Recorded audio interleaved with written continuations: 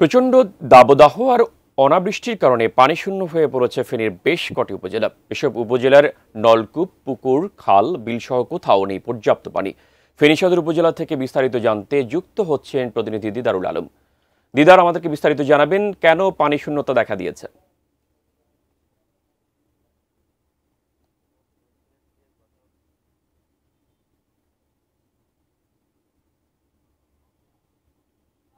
পানি নিচে নেমে যাওয়ার কারণে যে সকল অগভীর নলকূপ রয়েছে সেই অগভীর নলকূপগুলোতে কিন্তু এই মুহূর্তে পানি পাওয়া যাচ্ছে না। আমাদের ফেনীতে আপনার প্রায় ১.৫ লক্ষাধিকের মতো অগভীর নলকূপ রয়েছে, সেগুলোর মধ্যে প্রায় ১ লক্ষের উপরেই কিন্তু এই মুহূর্তে পানি উঠছে না, যে কারণে আসলে যে গ্রামের যে সকল সাধারণ মানুষ রয়েছেন তারা কিন্তু এই মুহূর্তে বিপাকে রয়েছেন এবং তারা বলছেন যে এই মৌসুমে কিন্তু আসলে পুকুরের পানিও শুকিয়ে যায় এবং নদী, খালবিল যে সকল জলাশয়গুলো রয়েছে সেগুলোরও কিন্তু আসলে পানি শুকিয়ে যায়, যে কারণে তারা এই মুহূর্তে আসলে তাদের যে দৈনন্দিন প্রয়োজনে যে সকল পানিগুলো ব্যবহার করেন সেই পানি সংকটে রয়েছেন এক কথায় তারা, এবং সুপেয় পানি না পেয়ে কিন্তু তাদেরকে বিভিন্ন স্থান থেকে পানি সংগ্রহ করতে হচ্ছে।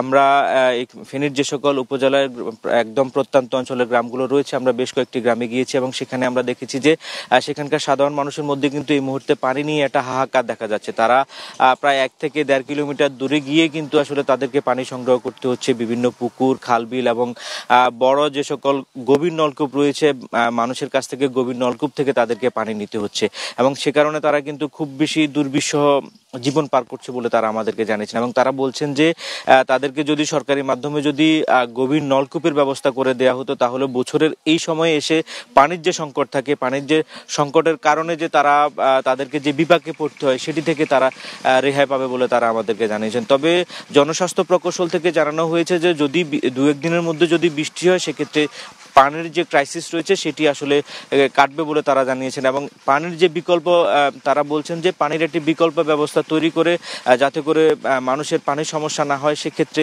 তারা কাজ করবে বলে আমাদেরকে জানিয়েছেন। জি মেহেদি।